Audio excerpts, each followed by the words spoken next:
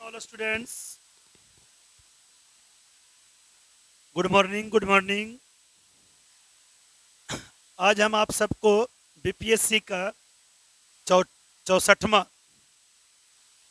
का जो क्वेश्चंस पीछे दिन 10 क्वेश्चंस आप लोग के बीच में डाले थे और यह बोला गया था कि आप सभी स्टूडेंट्स बना करके इसका आंसर्स कमेंट बॉक्स में लिखें। प्रत्येक क्वेश्चन को कमेंट बॉक्स में लिखें। क्वेश्चन नंबर इतना का आंसर इतना हुआ, इतना का आंसर इतना हुआ, इतना का आंसर इतना हुआ, इतना क्वेश्चंस का आंसर इतना हुआ, सबका कॉमा कॉमा करके आंसर्स दें। उसके नेक्स्ट दिन आपको सॉल्यूशन मिलेगा। पिछले क्लास में हमने जो 10 क्वेश्चंस दिए थे बीपीएससी का जो 64वां बीपीएससी का जो परीक्षा हुआ था उसमें 10 क्वेश्चंस मैथ के पूछे थे। वही क्वेश्चंस हमने आपके बीच में दिया था। तो आज हम उसी का सॉल्यूशन लेकर के आए हैं और प्रत्येक दिन ही प्रक्रिया चालू रहेगा। इसलिए आप सभी स्टूडेंट्स अर्थ टू मून जो मेरा चैनल है उसको आप सभी स्टूडेंट्स सब्सक्राइब कर लीजिए। और मेरा एक चैनल और है सक्सेसफुल मैथमेटिक्स सेंटर, उस पर भी वीडियो डाला जाता है। इस तरह से आप लोग उसको थोड़ा सा अपने दोस्तों के बीच में बोलिए और जब कुछ सॉल्यूशन करें या क्वेश्चंस दें आपको कैसा लग रहा है कमेंट बॉक्स में जरूर थोड़ा सा लिख करके मेरा उत्साह को बढ़ाने का काम करेंगे। चलिए यहाँ पे देखिएगा, हमेशा लक्ष्य स्टूडेंट्स जो भी हैं हम सब अपनी लक्ष्य को हमेशा ऊंचा रखें या कभी भी सोच को आप नीचे ना रखें, हमेशा सोच बड़ा रखें। यह हमेशा स्टूडेंट का कर्तव्य है। सोच को हमेशा बुलंदी की ओर रखें। तो अपना लक्ष्य को ऊंचा रखो और तब तक मत रुको जब तक आप इससे हासिल नहीं कर लेते। जो भी लक्ष्य को आप रख रहे हैं सोच हमेशा ऊंचा रखो, इसको तब तक बरकरार रखो जब तक कि आप इसे हासिल नहीं कर लेते। तब तक आप सब मेहनत कंटिन्यू करते रहे।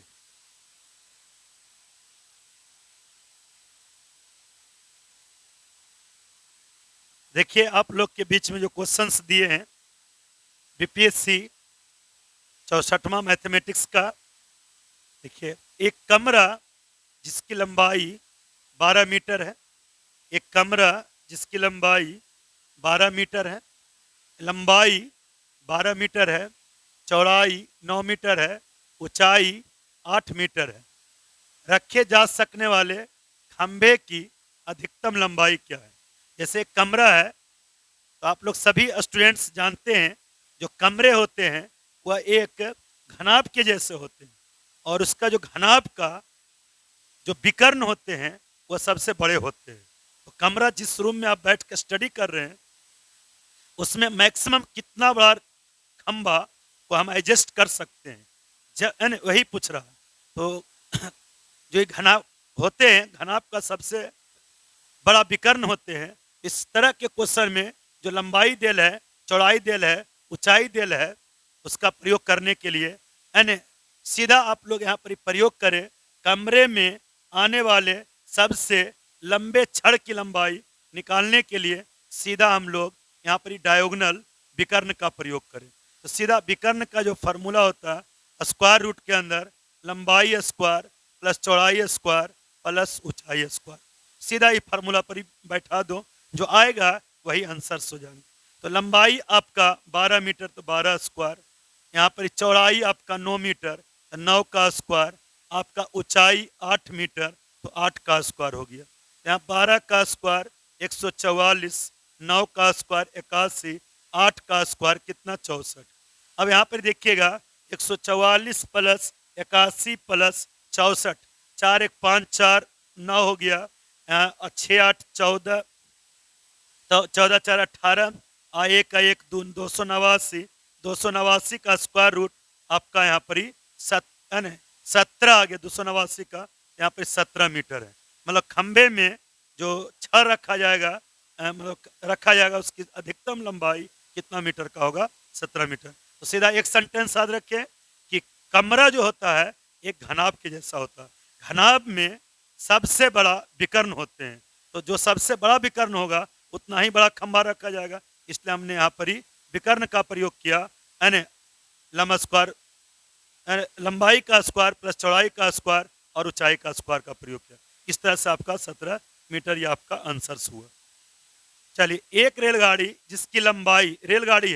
जिसकी लंबाई 150 मीटर है और उत्तर की दिशा की तरफ ही चल रहा है, 144 किलोमीटर प्रति घंटा की गति से चलते हुए 250 मीटर लंबे एक पुल को पार कर सकेगी। यानी कितने समय में पार कर सकेगी? तो एक रेलगाड़ी है जिसकी लंबाई 150 मीटर है और 144 किलोमीटर प्रति घंटा की गति से चलता है और 250 मीटर लंबा एक पुल है, उसको कितना समय में पार कर लेगा छोटू? इसमें देखिए छोटा सा देखिएगा, ध्यान रखिएगा, इसमें जो है देखिए मीटर है, यहाँ पर किलोमीटर प्रति घंटा है। तो यहाँ पर चाल जो दिया हुआ है किलोमीटर प्रति घंटा है, तो किलोमीटर प्रति घंटा को मीटर प्रति सेकेंड में लाना होगा। किलोमीटर प्रति घंटा जो आपका चाल दिया हुआ है उसको मीटर प्रति सेकेंड में ले आइए। तो किलोमीटर प्रति घंटा को मीटर प्रति सेकेंड में लाने के लिए आप सभी स्टूडेंट जानते हैं कि इसमें हम 5/18 से गुना कर देंगे। मीटर प्रति सेकेंड से किलोमीटर प्रति घंटा लाना है तो 18/5 से गुना करें। ये आप लोग का बेसिक में पढ़ा हुआ है।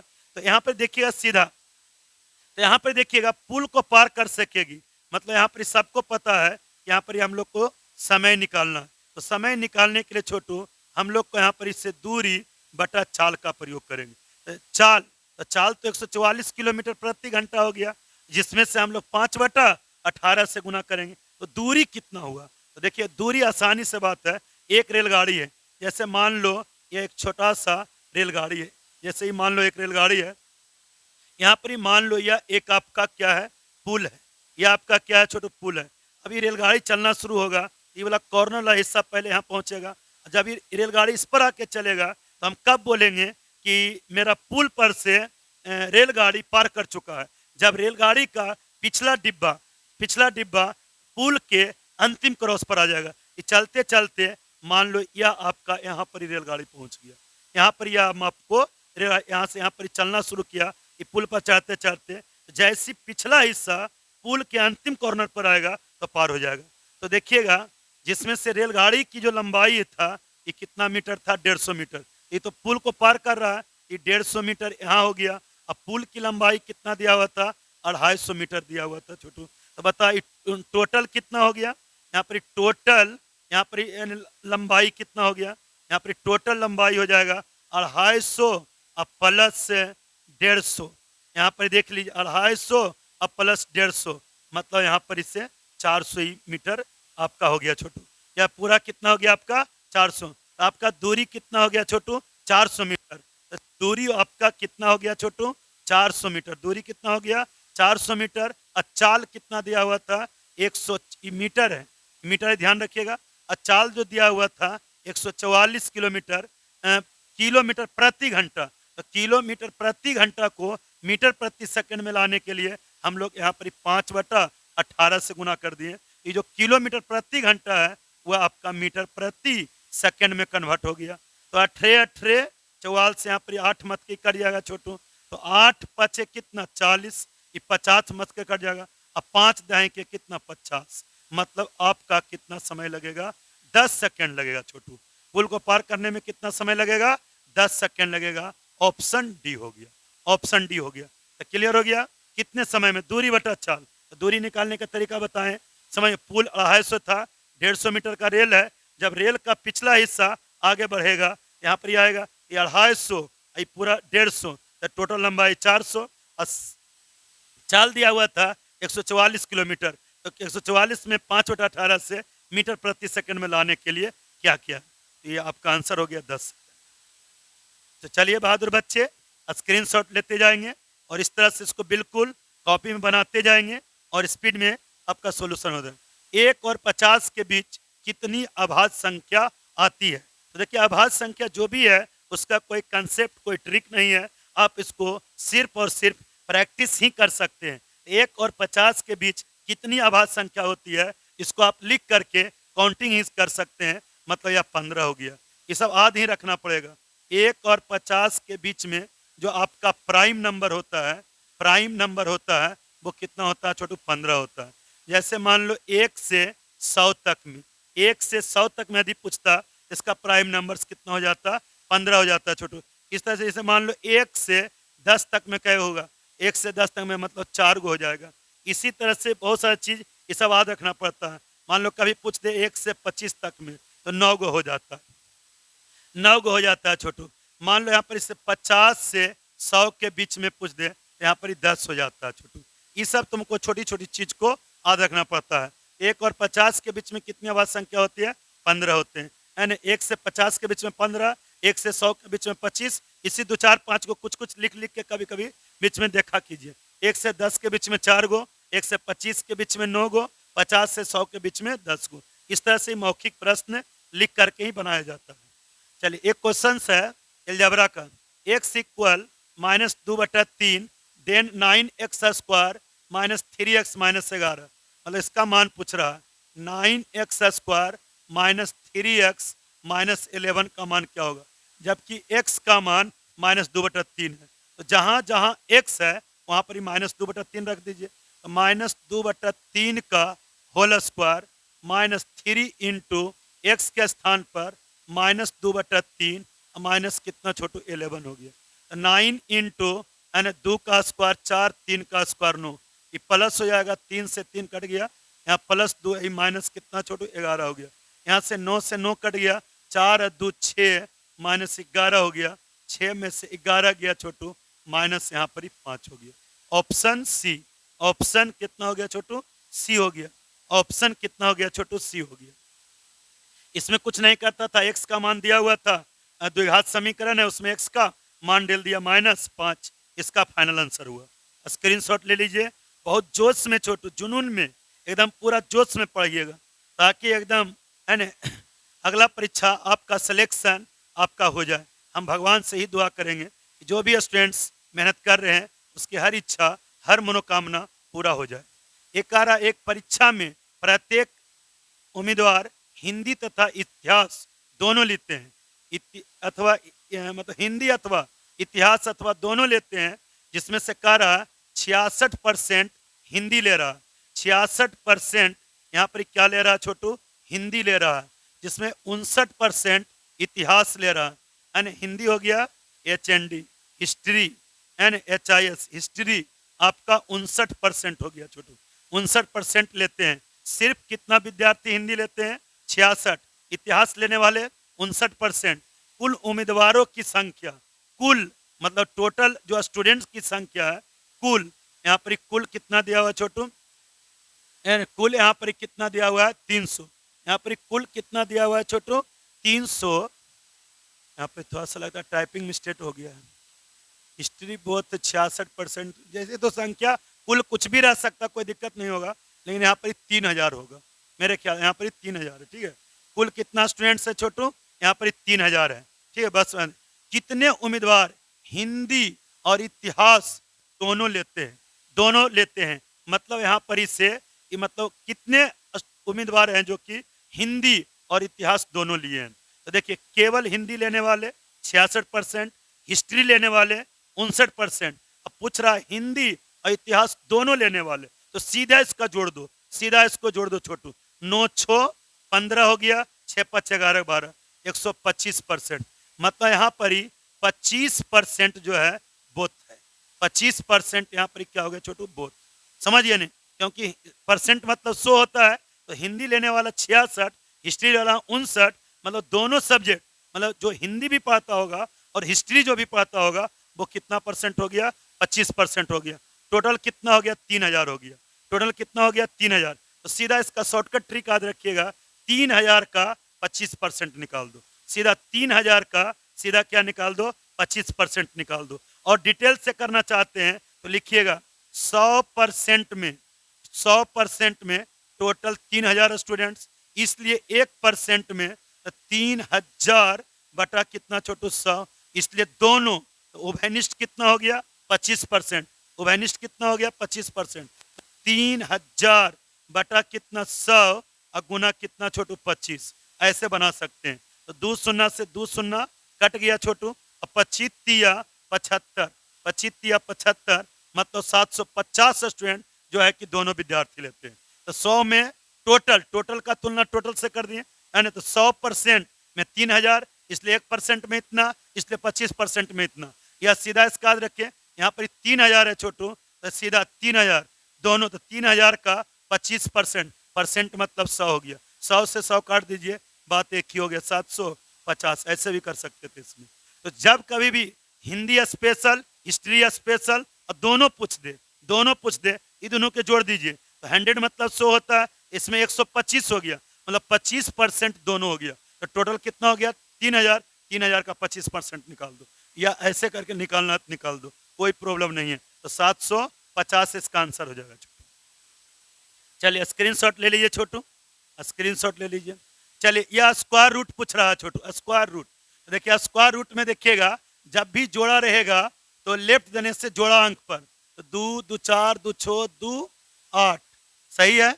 यहाँ पर इस देखिए 2 2 4 2 6 2 8, 2 2 4 2 6 2 8, मतलब दशमलव से दशमलव हट गया छोटू, तो रूट के अंदर में सिर्फ बच गया 1225, 5329 बच गया। तो बताओ 1225 का सीधा वर्गमूल निकाल दे। तो आप लोग वर्गमूल निकालने का कंसेप्ट है, ट्रिक है, जो कि आप लोग थ्योरी पढ़े हुए हैं, क्योंकि हम बीपीएससी का प्रीवियस ईयर क्वेश्चंस बता रहे हैं छोटू। तो 1225 का जो आपका वर्गमूल हो जाएगा, आपका 35 हो जाता है, और 5369 का आपका 73 हो जाता है। मतलब 1225 का वर्गमूल अलग निकाल लीजिए और 5329 का वर्गमूल अलग निकाल लीजिए, वही आपका आंसर हो जाएगा 35/73। तो 35/73 मतलब ऑप्शन ए हो गया छोटू, ऑप्शन ए हो गया। इसमें कुछ करना नहीं था, बिल्कुल वर्गमूल पूछ रहा था छोटू। बहुत ही क्वेश्चन मस्ट रहता है, आप इसका हिस्ट्री, साइंस पेपर एंड जो भी इसका पूरा पढ़िए, करेंट अफेयर्स पूछिए, बिहार बीपीएससी है, बिहार के बारे में खूब पढ़िए, एंड थोड़ा सा साइंस पेपर पर मजबूत कीजिए, हिस्ट्री पेपर पर मजबूत कीजिए, करेंट अफेयर्स मजबूत कीजिए, तब होता। मैथ इसमें बहुत ही इंटरेस्टिंग और बहुत ही लेवल का इस तरह से रहता है। तो चलिए यहाँ पर क्वेश्चन है छोटू, x बराबर 1/y बराबर 1 है। यहाँ पर दिया हुआ है x प्लस 1/y बराबर 1 दिया हुआ है, और y प्लस 1/z बराबर 1 दिया हुआ है। तो देन वैल्यू किसका पूछ रहा है छोटू? देन z प्लस 1/x का मान क्या होगा? z प्लस 1/x का मान, मतलब z का मान और 1/x का मान। तो यहाँ पर देखिए छोटू, x का मान इससे निकाल लेते हैं। x बराबर क्या हो जाएगा? 1, प्लस इधर जाके माइनस, तो 1/y हो जाएगा। यहाँ पर x बराबर, यहाँ पर y एलसीएम हो जाएगा, यहाँ पर y माइनस कितना 1 हो जाएगा। अब x के नीचे 1 है, तो हमको यहाँ पर x के मान नहीं 1/x चाहिए। x/1 के उल्टा 1/x कर दो। तो जब LHS को उल्टेंगे तो RHS भी उल्टेंगे, तभी ना तराजू का दोनों पलड़ा बराबर रहेगा। इसलिए यहाँ पर y/y माइनस 1 होगा, मतलब 1/x का मान, 1/x का मान y/y माइनस 1 रखा है। इससे तुम लोग सिर्फ z का मान निकाल लो, z का। यहाँ पर देखो 1/z बराबर 1, प्लस y इधर जाएगा तो माइनस y, इसके नीचे कुछ नहीं, 1 है, तो 1/z है, तो उल्टो, तो 1/z के उल्टा z हो गया। अब इसका उल्टा करोगे तो 1 कितना 1 माइनस y हो जाएगा। सिंपल सा कंसेप्ट था। ये z का मान हो गया छोटू कितना 1/y, 1/z रहता तो 1 माइनस y लिखा था, लेकिन यहाँ z जरूरत है, तो 1/z, तो LHS के उल्टेंगे तो बटा में 1 होगा, बटा में 1 लिखो या ना लिखो कोई दिक्कत नहीं। तो LHS उल्टेंगे तो RHS भी उल्टेंगे, इधर भी x के उल्टा 1/x, तो y माइनस 1 के उल्टा y हो गया। अब यहाँ पर वैल्यू रख दो z के मान, तो 1/1 माइनस y रख दो, 1/x के मान तो y/y माइनस 1 रख दो। सीधा यहाँ पर ही नियम लगा दो, बोलेगा यस सर। यहाँ पर 1/1 माइनस y है, प्लस y बटा, यहाँ 1 माइनस y है, यहाँ y माइनस 1 है, तो माइनस कॉमन ले लो, तो माइनस कॉमन लेंगे तो माइनस 1 के चिन्ह प्लस और प्लस y के चिन्ह माइनस हो जाएगा छोटू। अब यहाँ पर देखिए 1/1 माइनस y और प्लस इंटू माइनस माइनस, तो y/कितना 1 माइनस y हो गया। अब यहाँ पर एलसीएम आसान हो गया, 1 माइनस बाई, भागा देंगे तो भागफल 1 आएगा, 1 से गुना 1 में, माइनस 1 माइनस बाई से भागा देंगे तो यहाँ पर बाई हो जाएगा छोटू, 1 minus by, 1 minus by, cut के आपका कितना हो जाएगा 1। देखिए 1 आ गया, तो ऑप्शन नंबर कितना हो जाएगा छोटू, बी। 1 माइनस बाई से बाई, मतलब ऑप्शन नंबर आपका बी हो गया छोटू। यह आपका एक सिंपल सा यानी कंडीशन वाला क्वेश्चन था, कंडीशन वाला क्वेश्चन। स्क्रीनशॉट ले लीजिए छोटू, स्क्रीनशॉट, एकदम जोश में देखते रहिएगा, मन को शांत करके, कांस्टेंट करके भाषा को समझिए। देखिए ये औसत से क्वेश्चन है छोटू, तो सीधा जब कभी भी औसत का क्वेश्चन आ जाए, ये दो बात मतलब तुरंत दिमाग में सेट कर लीजिए। औसत बराबर यानी योग बटा संख्या, योग बटा संख्या। औसत का क्वेश्चन आ जाए तो योग बटा संख्या, तो योग बराबर यदि कोई पूछेगा तब, तो योग बराबर यदि कोई पूछेगा तो तिरछा तिरछी गुना करोगे तो औसत गुने संख्या। योग बराबर कोई पूछेगा तो औसत गुने संख्या, औसत गुने संख्या, औसत गुने संख्या बोलिएगा। यहाँ पर पूछ रहा है छोटू 4 बहनों की, तो संख्या 4 हो गया, औसत कितना हो गया 7 वर्ष, मतलब 4 बहनों तो संख्या 4 हो गया, औसत आयु कितना 7 वर्ष है, तो 4 बहनों की औसत आयु 7 वर्ष हो गया। यदि हम माँ की आयु जोड़ दो, मतलब 4 गो बहन है, 4 गो बहन है, आप इसमें अपनी माँ की आयु को जोड़ दीजिए। अपनी माँ, जैसे आपके मम्मी है, प्यारी माँ है, उसकी आयु को जोड़ दो, ये कह रहा जोड़ दे तो औसत 6 वर्ष बढ़ जाती है। तो 7 वर्ष था, लेकिन जैसे अपनी माँ की उम्र इसमें ऐड कीजिएगा तो औसत 6 वर्ष बढ़ जाता है, मतलब 7 और 6 13 वर्ष हो जाता है। तो माँ की आयु ज्ञात कीजिए। तो माँ की आयु देखिए 4 बहन है, अब यहाँ पर 4 बहन है, अब उसमें माँ की आयु ऐड हो गया, एक वृद्धि हो जाएगा, तो 4 और 1 कितना 5 हो जाएगा, 4 और 1 कितना हो जाएगा 5 हो जाएगा। लेकिन माँ की आयु जैसे इसमें ऐड होता है तो औसत में 6 वर्ष की वृद्धि हो जाता है। तो माँ की आयु क्या होगा, तो सीधा इसमें देखिएगा माँ की आयु क्या होगा। तो पहले हम लोग 4 बहन की कुल आयु क्या होगा, कुल आयु का योग, मतलब 4 जो बहन है, जो 4 बहन है यानी आयु का योग क्या होगा। पहले आयु का योग निकाल दो 4 बहन के, तो योग बराबर हम लोग का फॉर्मूला क्या होता है, औसत गुने संख्या। सीधा याद रखिएगा, औसत गुने संख्या, बगल में लिखा हुआ है औसत गुने संख्या। ठीक क्या होगी, पैनल बंद हो गया, कैसे चालू होगा।